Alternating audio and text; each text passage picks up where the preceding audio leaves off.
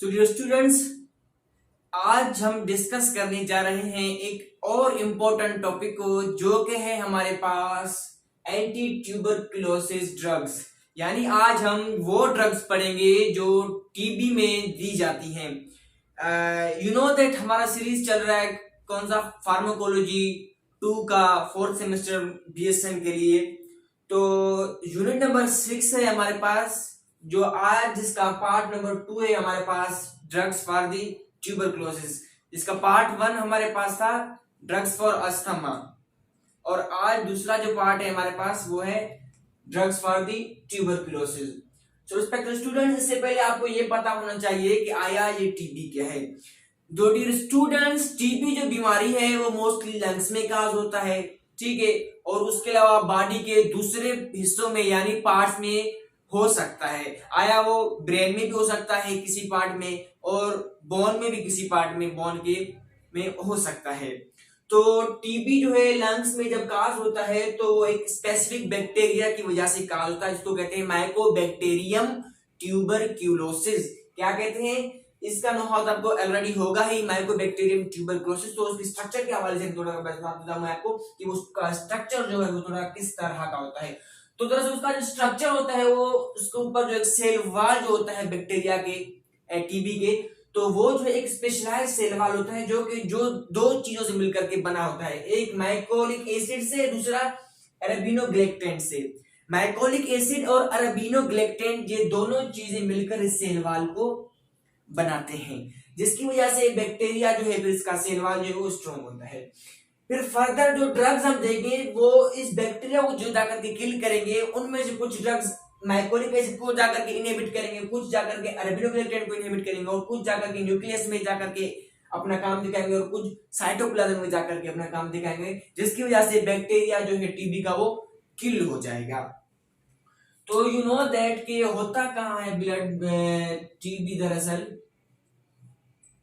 वो मोस्टली तो लंग्स में होता है, इसके अलावा बॉडी के दूसरे पार्ट्स में भी हो सकता है। अच्छा, लंग्स में अगर होता है तो लंग्स के जो सेल्स होते हैं वो सेल्स के अंदर भी हो सकता है टीबी, इंटायर दी सेल, ठीक है, इंट्रासेल्यूलर टीबी, और सेल का बाहर वाला जो इन्वायरमेंट होता है एक्स्ट्रा सेल्यूलर, उसमें भी ये टीबी काज हो सकता है। और अब कुछ ड्रग्स ऐसे हैं जो जाकर के इंट्रासेल्यूलर जो टीबी होता है उसको किल करते हैं, और कुछ ड्रग्स ऐसे हैं जो जाकर के एक्स्ट्रा सेल्यूलर को किल करते हैं, और कुछ ऐसे भी हैं जो इंट्रासेल्यूलर को भी करते हैं और एक्स्ट्रा सेल्यूलर को भी करते हैं, और कुछ ऐसे भी हैं जो जाकर के इनको क्या कर देते हैं, इनको किल तो नहीं कर पाते, लेकिन इनको क्या करते हैं, बैक्टीरियोस्टेटिक की तरह पर वहां पर जाकर के अपना काम सरंजाम देते हैं।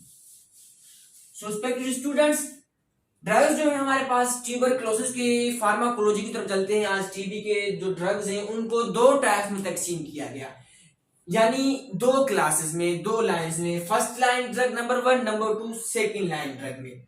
तो फर्स्ट लाइन जो ड्रग है ये हमारे पास मोस्ट 5 इंपोर्टेंट ड्रग्स है। इसमें हमारे पास आइसोनियाजिड, रिफाम्पिसिन, पैराजाइनामाइड, ईथम्ब्यूटोल, स्ट्रेप्टोमाइसिन है। फर्दर हम इनको डिटेल में बता देंगे। और सेकंड लाइन में हमारे पास ड्रग्स है जिनको फिर फर्दर 3 टाइप में कैटेगराइज किया गया। नंबर 1 फ्लोरोक्विनोलोन्स में, दूसरा इंजेक्टेबल ड्रग्स में, थर्ड वन अदर ड्रग्स में। अच्छा, फ्लोरोक्विनोलोन्स में हमारे पास ड्रग्स हैं कौन कौन से? नंबर 1 सिप्रोफ्लोक्सासिन, ठीक है स्टूडेंट्स, नंबर 2 लीवोफ्लोक्सासिन, थर्ड वन हमारे पास सिप्रोकेप्रियोमाइसिन, और फोर्थ वन हमारे पास ओफ्लोक्सासिन। इंजेक्टेबल ड्रग्स हमारे जो इंजेक्शन के तौर पर इस्तेमाल की जाती हैं वो हमारे पास कौन से हैं? एमिकासिन, कैप्रियोमाइसिन, और third one is kanamycin.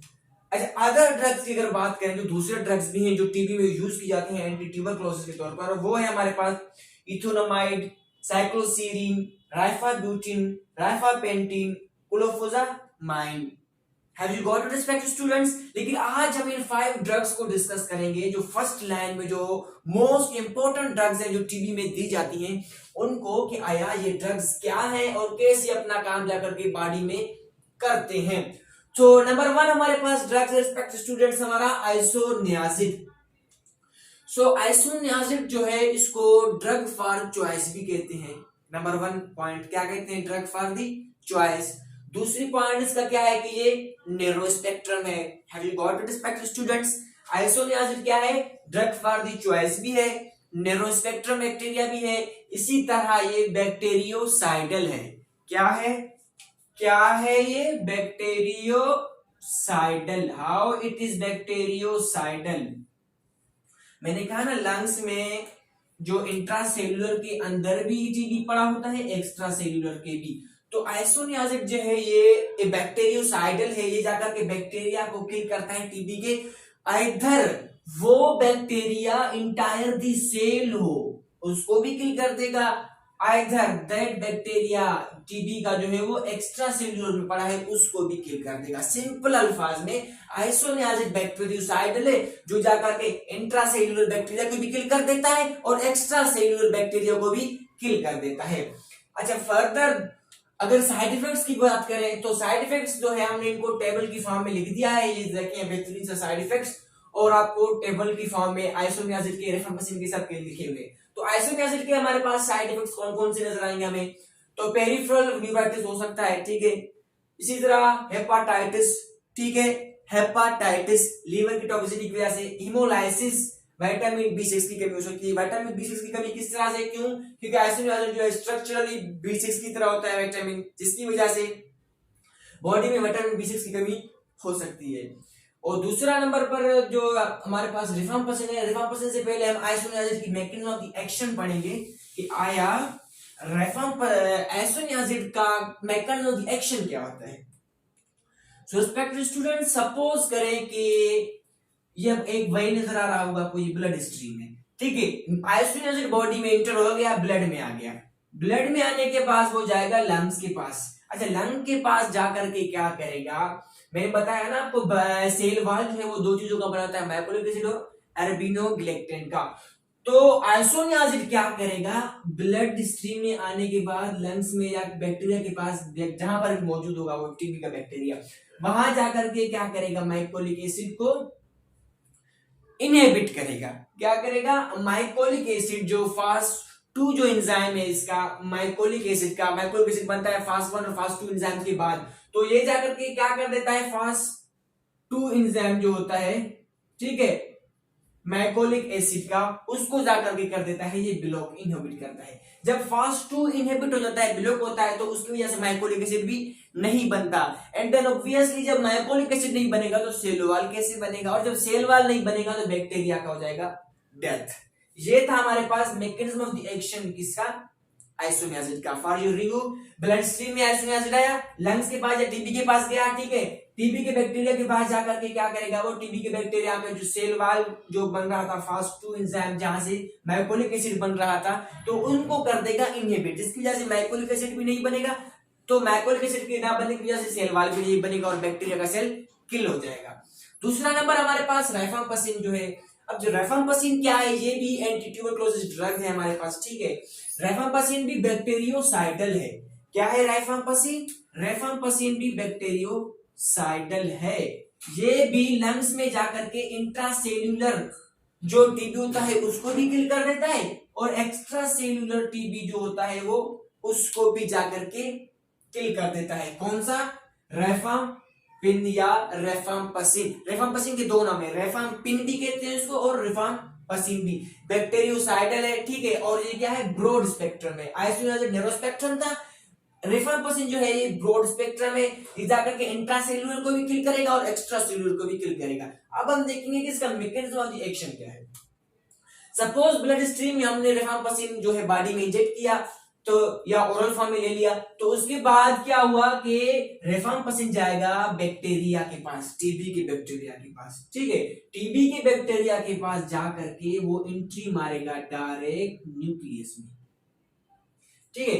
Nucleus में एंट्री मारने के बाद वो जाएगा डीएनए के पास, ठीक है। डीएनए के पास जो DNA dependent polymerase RNA polymerase enzyme जो होता है वो उसको कर देगा इनहिबिट। क्या करेगा रिस्पेक्टेड स्टूडेंट्स? उसको कर देगा ये इनहिबिट। वहां पर प्रोब जीन्स मौजूद होते हैं, ठीक है, जो जाकर के फर्दर पॉलीमरेज एंजाइम बनाते हैं, ठीक है। फिर प्रोब जीन जब इनहिबिट करेगा रिफाम्पिसिन प्रोब जीन को, और उसकी वजह से जो पॉलीमरेज एंजाइम नहीं बनेगा, तो पॉलीमरेज एंजाइम की ना बनने की वजह से क्या होगा कि मैसेंजर आरएनए भी नहीं बनेगा। एंड देन मैसेंजर आरएनए जब नहीं बनेगा तो क्या होगा कि प्रोटीन नहीं बनेगा, और जब प्रोटीन ही नहीं बनेगा तो रिस्पेक्टेड स्टूडेंट्स सेल को रहने के लिए प्रोटीन की जरूरत होती है। जब प्रोटीन नहीं होगा तो सेल क्या हो जाएगा, डेथ हो जाएगा। सेल बैक्टीरिया जो है वो माइकोबैक्टीरिया जो बैक्टीरिया है वो किल हो जाएगा, मर जाएगा। ये था हमारे पास मैकेनिज्म ऑफ द एक्शन रिफाम्पासिन का। अब हम देखेंगे कि रिफाम्पासिन की साइड इफेक्ट्स हमारे पास क्या क्या हो सकती है। तो साइड इफेक्ट्स की अगर बात करें तो रिफाम्पासिन में हेपेटाइटिस, ठीक है, आइसोनियाजिन में भी हेपेटाइटिस हो रहा था, रिफाम्पासिन में हेपेटाइटिस, यानी ये मोस्टली जाकर के लीवर के ऊपर अपना काम देते हैं, जो साइड इफेक्ट्स निकालते हैं। हेपेटाइटिस थ्रोम्बोसाइटोपिनिया होता है। क्या होता है, थ्रोम्बोसाइटोपिनिया। इसी तरह यूरिन का कलर ऑरेंज हो जाएगा, क्योंकि ड्रग का कलर ही कुछ ऐसा होगा, इस तरह यूरिन का कलर ऑरेंज हो जाएगा। और नेफ्राइटिस, ठीक है, क्या काज कराएगा, नेफ्राइटिस। हेपेटाइटिस, थ्रोम्बोसाइटोपिनिया, यूरिन का कलर ऑरेंज हो जाएगा, और नेफ्राइटिस। ये मोस्ट जो ज्यादा जो पाए जाने वाले साइड इफेक्ट्स हैं, ये रिफाम्पासिन की वजह से होती है। तो थर्ड नंबर पर हमारे पास ड्रग है, हमारे पास पायराजाइनामाइड। अच्छा, पायराजाइनामाइड ये भी एंटी ट्यूबरकुलोसिस ड्रग है, ठीक है। पायराजाइनामाइड ड्रग जो है ये बायोस्टेटिक तो नहीं है, लेकिन बैक्टीरियोसाइडल है। क्या है हमारे पास पायराजाइनामाइड, बैक्टीरियोसाइडल है, लेकिन वीक बैक्टीरियोसाइडल है, ठीक है, वीक बैक्टीरियोसाइडल है। ये जाकर के ब्लड स्ट्रीम में इंटर होने के बाद जाकर के क्या करेगा, ठीक है, बैक्टीरिया के पास जाकर के क्या करेगा, जो एक्स्ट्रा सेल्यूलर नहीं बल्कि इंट्रा सेल्यूलर बैक्टीरिया होंगे, जो सेल के अंदर जो बैक्टीरिया जो टीबी की, वो उनको जाकर के किल करेगा, ठीक है। आइसोनियाजिन रिफाम्पासिन क्या कर रहे थे, एक्स्ट्रा सेल्यूलर को भी किल कर रहे थे और इंट्रा सेल्यूलर को भी किल कर रहे थे, लेकिन पायराजाइनामाइड क्या कर रहा है, ओनली इंट्रा सेल्यूलर जो हमारे पास मौजूद है टीबी, उसको जाकर के किल कर रहा है, ठीक है।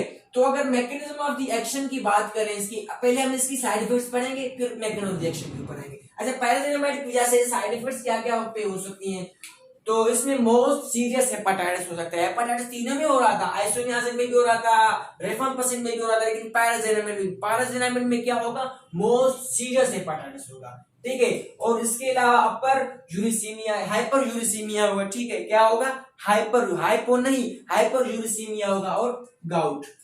तो ये थे हमारे पास साइड इफेक्ट्स किसके, पायराजाइनामाइड की। अब हम मैकेनिज्म ऑफ द एक्शन के ऊपर आएंगे पायराजाइनामाइड की, कि पायराजाइनामाइड का जो मैकेनिज्म ऑफ द एक्शन होता है वो क्या होता है।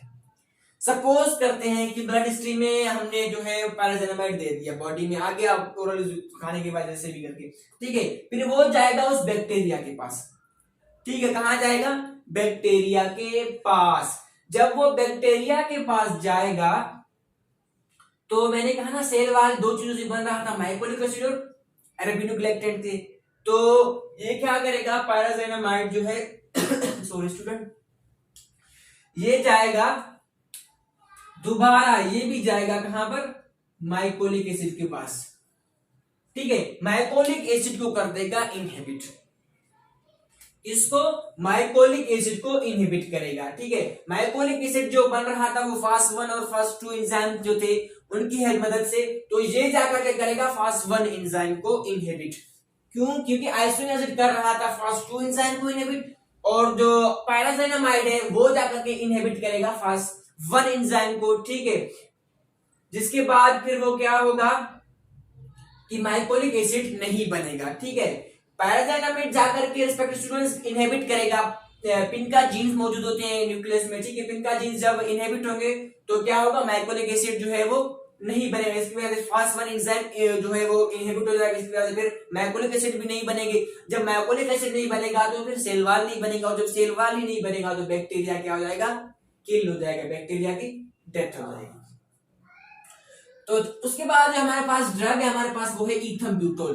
तो ईथम्ब्यूटोल की अगर हम बात करें तो ईथम्ब्यूटोल जो ये हमारे पास एंटी ट्यूबरकुलोसिस ड्रग है, लेकिन ये बायोस्टेटिक इस तरह है, बैक्टीरियोस्टाइडल नहीं, बैक्टीरियोस्टेटिक है। बाकी जो ऊपर वाली थी ये हमारे पास बैक्टीरियोसाइडल थी, और ईथम्ब्यूटोल जो है ये हमारे पास क्या है, बैक्टीरियोस्टेटिक है। क्या है रिस्पेक्टेड स्टूडेंट्स, बैक्टीरियोस्टेटिक है। अगर ईथम्ब्यूटोल की साइड इफेक्ट्स की बात करें तो इनकी साइड इफेक्ट्स हमारे पास क्या है कि इसकी वजह से ऑप्टिक न्यूराइटिस हो सकता है, जिसकी वजह से कलर ब्लाइंडनेस हो सकता है, ठीक है। ईथम्ब्यूटोल की वजह से ऑप्टिक न्यूराइटिस होगा, जिसकी वजह से कलर ब्लाइंडनेस हो सकता है, और हाइपर यूरिसीमिया, इसी तरह गाउट। अगर मैकेनिज्म ऑफ द एक्शन की बात करें इथेनब्यूटोल की, कि इथेनब्यूटोल जाकर के बॉडी में अपना किस तरह से मैकेनिज्म ऑफ द एक्शन करता है। सो रिस्पेक्टेड स्टूडेंट्स, इथेनब्यूटोल जब बॉडी में, सपोज करते हैं इथेनब्यूटोल बॉडी में एंटर हो गया, ठीक है, बॉडी में एंटर होने के बाद वो जाएगा कहां पर, बैक्टीरियल जो बैक्टीरिया जो है टीबी का, ट्यूबरकुलोसिस, माइकोबैक्टीरियम ट्यूबरकुलोसिस, उसके पास जाएगा, ठीक है।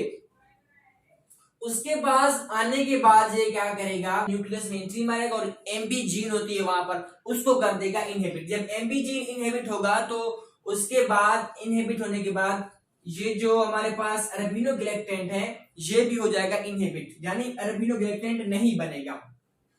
जब अरबिनोगैलेक्टेंट नहीं बनेगा तो न्यूक्लियस का जो सेल वाल जो है बैक्टीरिया का वो भी नहीं बनेगा, और जब सेल वाल नहीं बनेगा तो ऑब्वियसली सेल की क्या होनी है, डेथ, और वही होगा कि सेल की क्या हो जाएगी, डेथ हो जाएगी। ठीक है, ये था हमारे पास मैकेनिज्म ऑफ द एक्शन किसका, इथेनब्यूटोल का। तो फोर्थ वन, हमारा फिफ्थ जो वन हमारे पास है वो है हमारे पास स्ट्रेप्टोमाइसिन।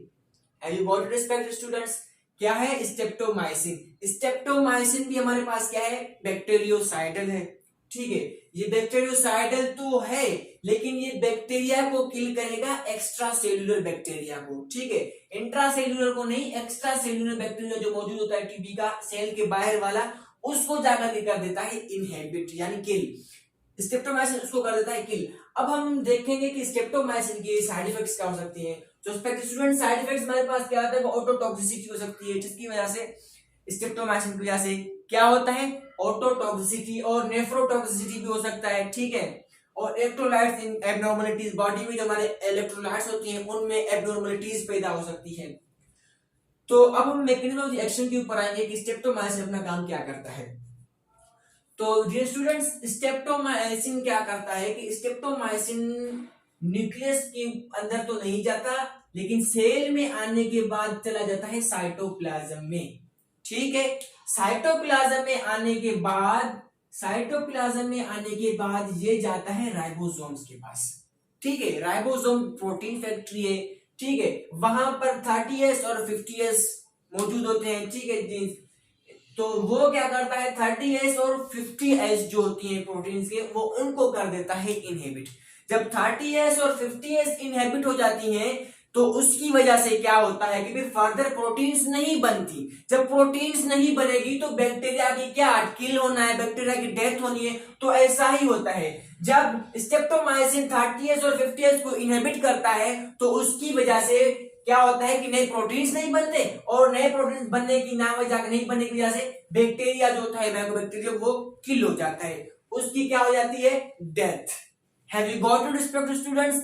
रिदम जो है आज बहुत स्लो था, उम्मीद करता हूं कि लेक्चर आपको बेहतरीन वाला समझ में आ गया होगा, और अगर लेक्चर आपको समझ में आ गया हो तो काइंडली मिस्टर सनाउल्लाह लेक्चर्स को सब्सक्राइब करना ना भूलिए, लाइक एंड शेयर भी जरूर कीजिए, ठीक है। गॉट रिस्पेक्टेड स्टूडेंट्स, वो इसलिए ताकि फर्दर जितने भी फिर लेक्चर्स हैं हमारे पास, डेवलपमेंटल साइकोलॉजी, इसी तरह हमारे पास बायोस्टैटिक जो बहुत इंपॉर्टेंट होता है, और रिसर्च जो है हमारे पास नर्सिंग में बहुत इंपॉर्टेंट होता है, जो एमएसएन का जो टेस्ट होता है, एंट्री टेस्ट या एडमिशन टेस्ट के, जैसे आगा यूनिवर्सिटी हो गई, लम्स दूसरे शिफा इंटरनेशनल और दूसरी यूनिवर्सिटीज हो गई, उनमें जो आखिर में तो मोस्टली क्या होता है, इस दफा जो टेस्ट हुआ था एमएसएन का, उसमें ज्यादातर क्वेश्चन जो होते हैं ना वो रिसर्च में से आई थी और बायोस्टैटिक्स में से आई थी। तो अगर बायोस्टैटिक्स और रिसर्च देखने हैं, आपको लेक्चर सुनने हैं, तो सब्सक्राइब लेक्चर चैनल को करना ही पड़ेगा dear students. Have you got it respected students.